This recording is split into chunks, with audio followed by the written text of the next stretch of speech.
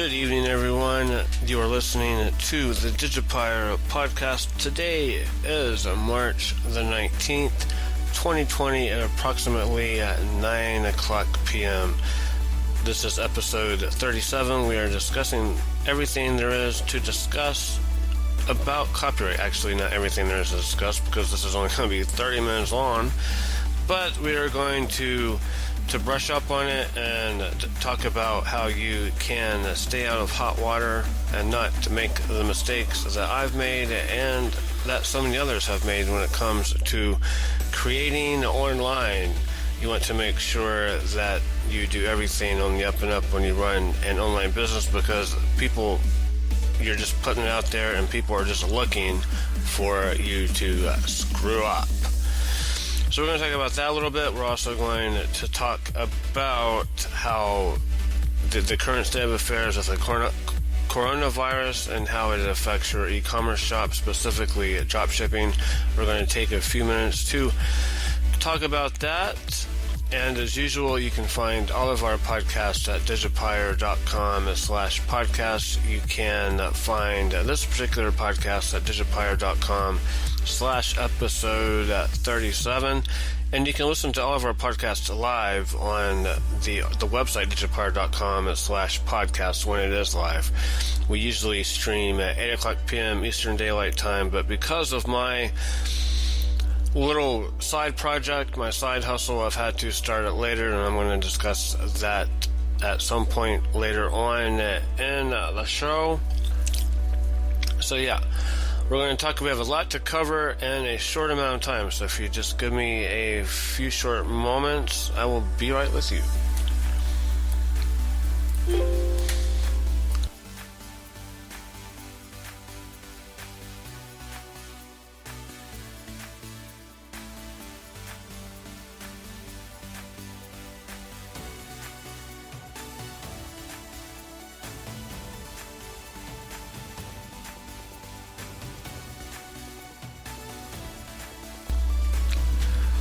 Okay, so if you're in business for yourself, and especially if you're running your business online, if you're an online entrepreneur, chances are real good at some point in your journey that you will receive a nasty letter from an attorney.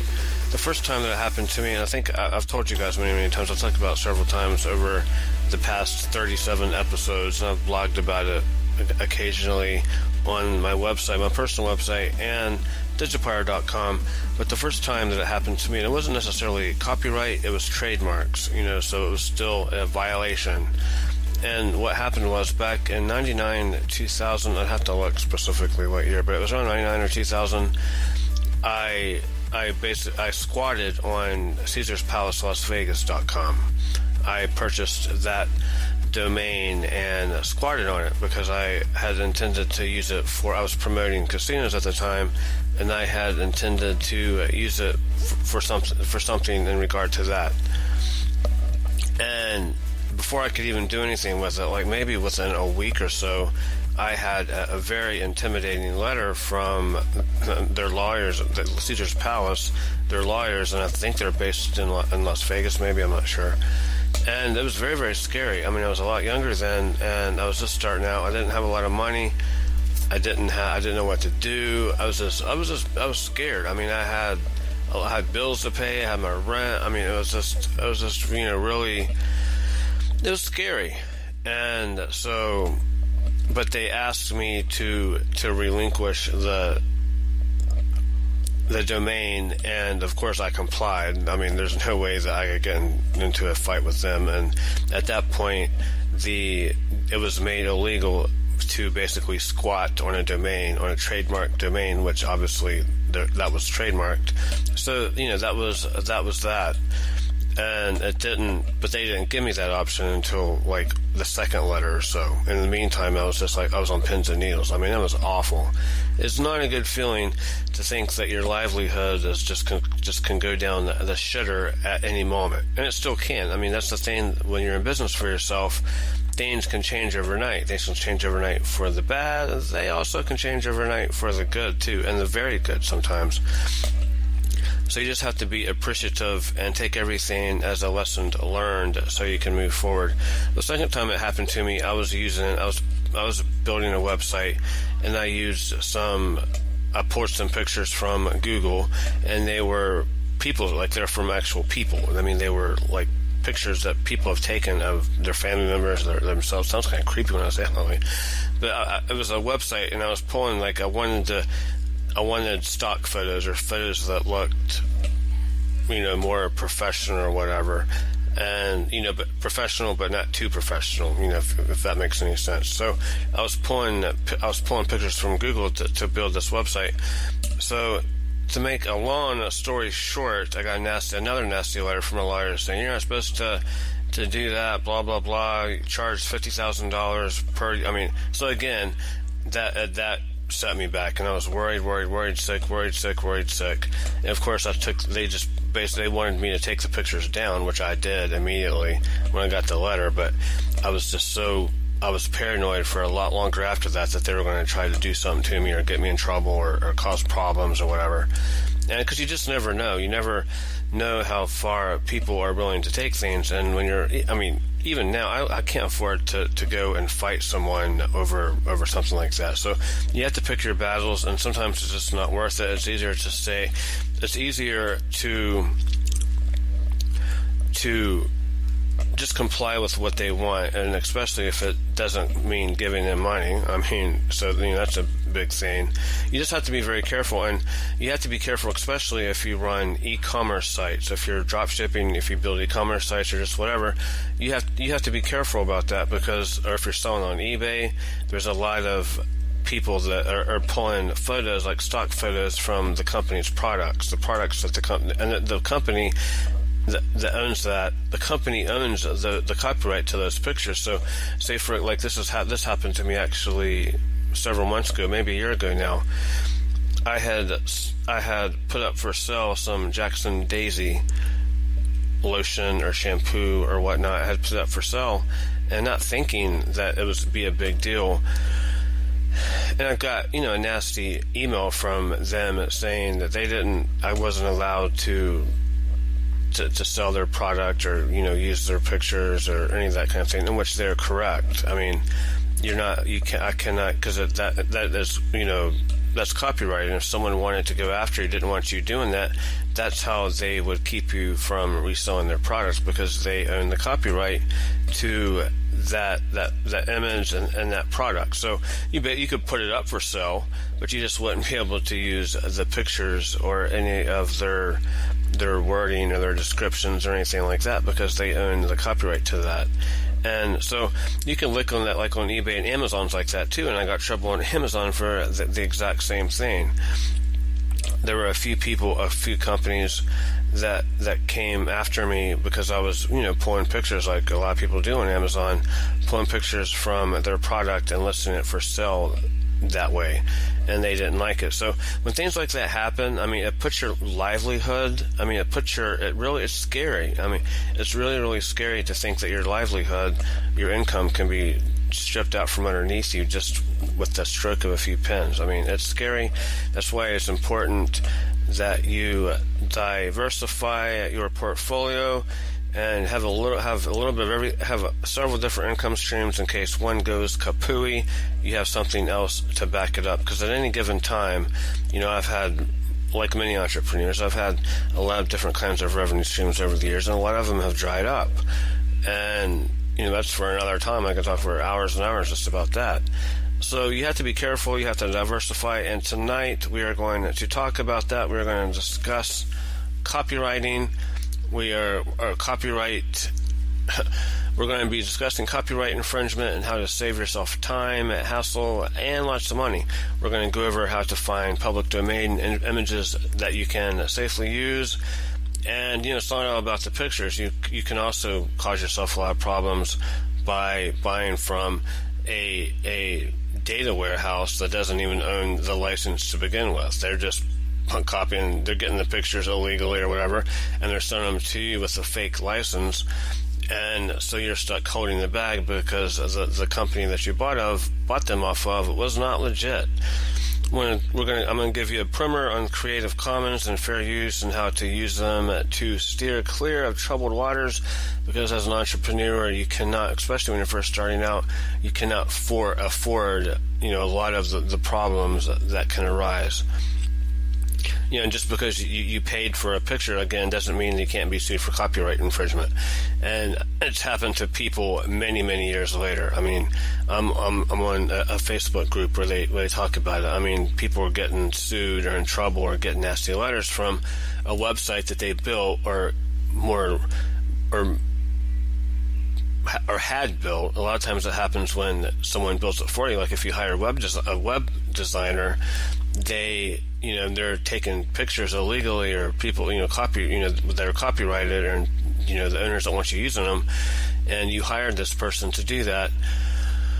It can cause a lot of problems. So when you hire someone to build a website for you, or any kind of media, or any kind of anything that you have someone do for you, if it's content of any kind, you need to make sure that they have cleared you of the rights to use that content, whether in the final product. And I'm going to talk about drop shipping, and you might think you have the permission to use the pictures from the dropshipper on your website, but that's not always the case. I'm going to talk about how you can get permission and why it's important to do so. So keep in mind, I'm not dispensing legal advice. You need to do that with your own attorney. I'm just telling you what's happened from my experiences, and I will be right with you. I'm going to take a short break so I can gather my notes, and be right back.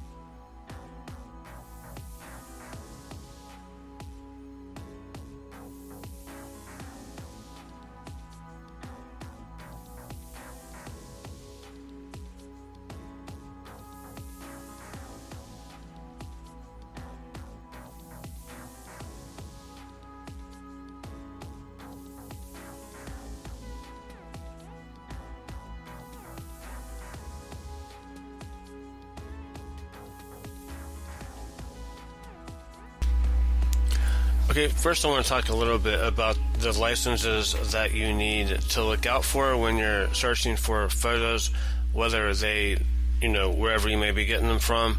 And the first one is Creative Commons. You want to look for a Creative Commons license that allows you to get photos from the public domain, and that allows you to use them commercially to make money off of. And another license, so you're not, if you're not able to fall under the fair use doctrine, then you want to look for a Creative Commons license that allows you to use that image in a commercial work. So the fair use basically says that if you're using the copyrighted material in a parody or to make comments on or to criticize, then that is considered fair use. And it's kind of fuzzy, because if you're criticizing it and you're commenting on it and you're making a parody of it, you can monetize that and make money from it. So the lines are blurred in a lot of ways, and I don't fully understand it. I just err on the side of caution, but that's something that you want to look into. And you can Google fair use and Creative Commons. And the place that, you want to make sure that you have this on any kind of content that you download or use in, building your little digital empire, like I like to say. And So it works on, like, if you buy WordPress templates, if you buy website HTML templates, or just whatever, anything that's in digital form, you want to make sure that you are allowed to resell it, that you have the pictures that the website developer put on the website are licensed properly. And you can do that by asking the right questions. Sometimes people get in trouble because they don't know the right questions to ask.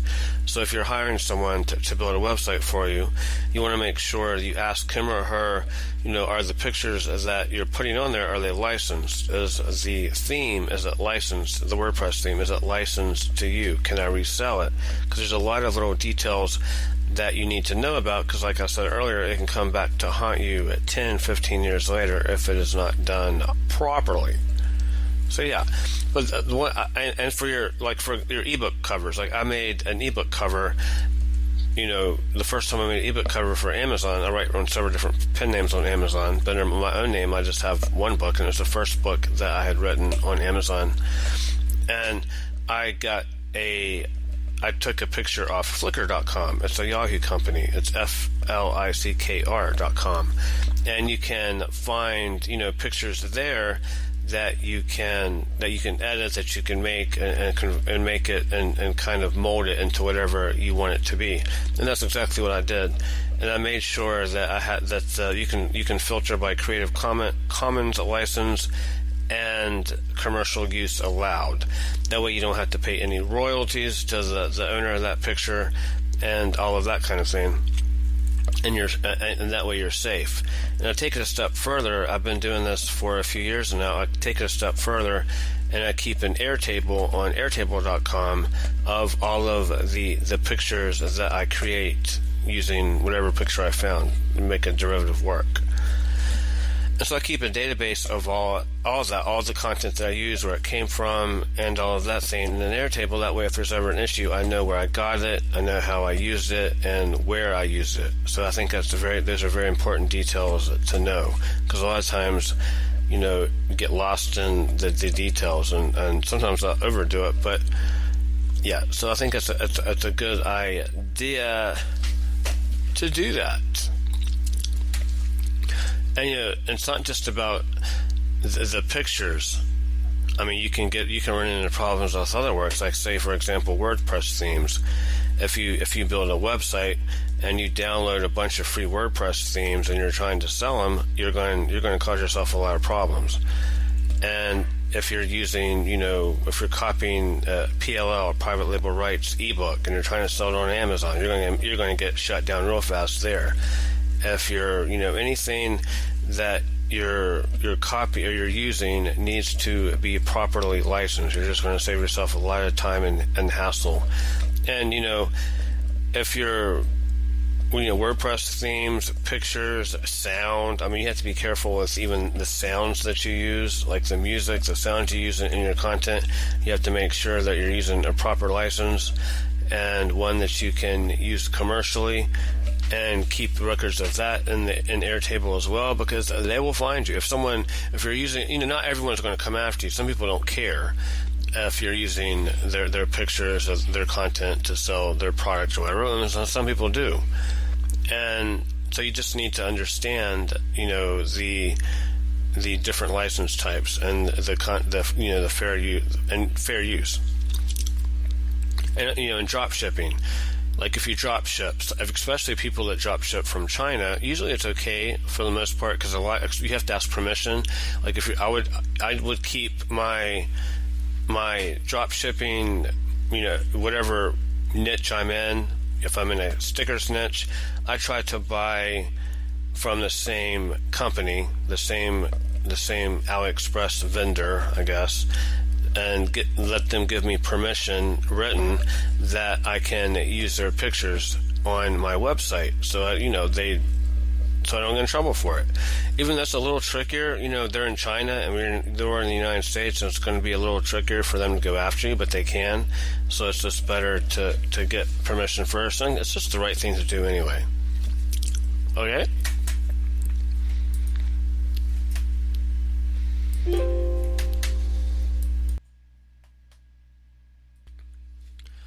There are people, there are copyright trolls that they call them, just out there waiting for you to screw up and take your money. So it's best to err on the side of caution, and preventive medicine is always the best medicine. So keep fair use in mind.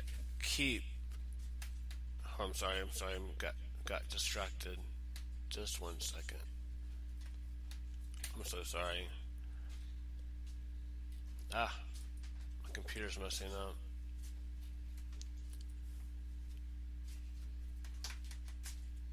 Okay.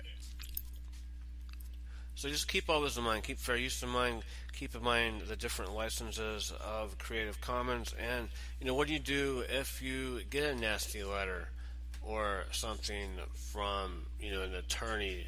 You get a demand letter from an attorney. The first thing to do is not panic, and you need to find out if what they're saying is true. If you're actually using the picture or the content on your website, to make sure that that's actually true, and determine whether there's just wanting you to take it down or pay them licensing fees or royalties or whatever. But I like to think in terms of worst case scenario. The worst case scenario is that they win a massive judgment on you personally. That it takes money to fight people. So a lot of times you might not have the money to fight these big companies or corporations or a troll that has deep pockets. And worst case scenario is that they get a judgment, not a default judgment. Never just not show up to court. Always show up to court. Never do that. Even if you show up alone without an attorney, to make sure you show up. And they get a default judgment, and then they can start levying your assets, your checking account, your savings account, your house, or whatever. And there's rules and regulations that they have to go by. So that would be worst case scenario. Of course, that's not good. That's not a good thing to have happen. But I believe, I believe, and I may be wrong on this, but I believe that if they did have a judgment, that it would not show up on your credit report. And in worst case scenario, you can file bankruptcy and start over. That's worst case scenario. No one's gonna come in your sleep and kill you or drag you off to jail or take you to Pruny Town or whatever. You're not a criminal, so that's just not going to happen. So you'll be fine. But don't ignore it, and always seek legal advice if you can, and just be very, very careful. Makes the best, like I said, the best medicine is preventive medicine, and make sure you're using licensed content in everything that you create online.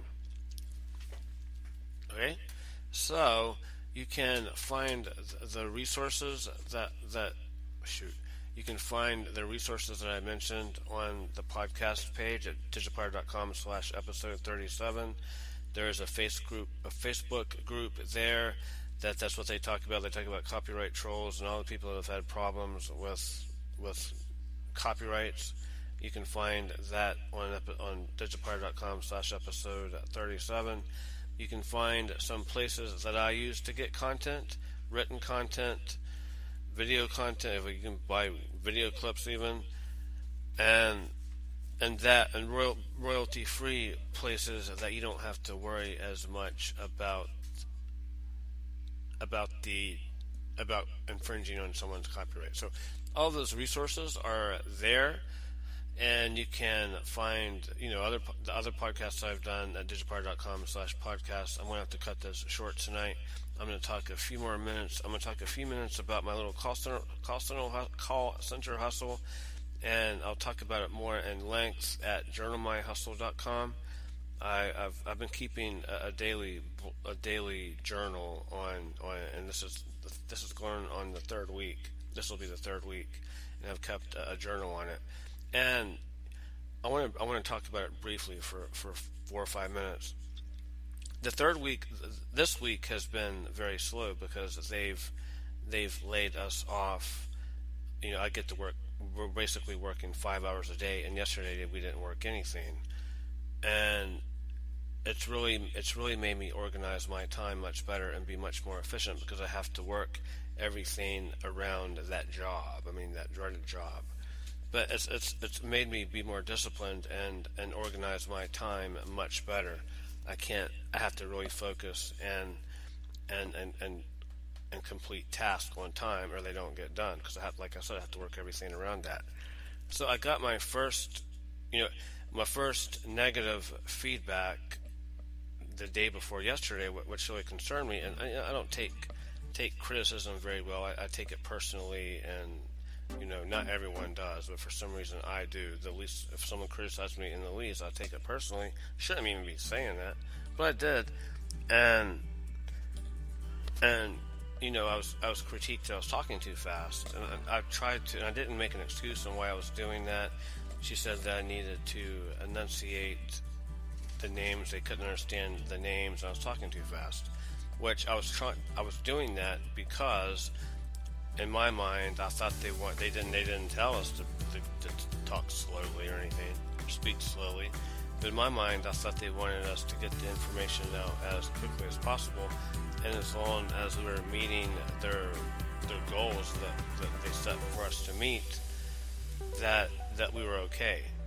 And I thought I was doing, I messed up a few other times on dispositioning the call, and I thought that they would call me on that eventually, but they haven't yet. So anyway, she's turned up the heat a lot in the third week. It was a lot more casual the first week or two, and she didn't get on us or me specifically for anything, and now she is. She said that don't be surprised. She'll speak in terms of they are listening. So and I'm sure she's listening too. So I'm not sure who they is. I'm not even sure how the whole thing is working, really. It's very interesting. I can't wait to find out more. But it gives me a sense of camaraderie. I never can say that word. It keeps me. It's different. It's like a different beast than working for yourself, and I'm glad for the experience. I'm very glad for the experience and very grateful for it. I've learned quite a bit. So I'll talk about it more on journalmyhustle.com. I have a lot of posts that I will backdate on that, because it's a very interesting side hustle. And like I said, I've learned a lot, and I'll talk about more on Journal My Hustle. So I'm so glad that you have spent your evening with me. I hope you guys stay safe wherever you are in the world. Hope you stay safe and healthy, and try to keep distance from each other so you don't get sick. I will see you here at the same time, the same place, on digiplier.com/podcast. And you can always download our podcast on your favorite podcast platform. Okay, everyone, have a good night. And if you're starting your weekend early tomorrow, have a good weekend. See you next time. Bye-bye.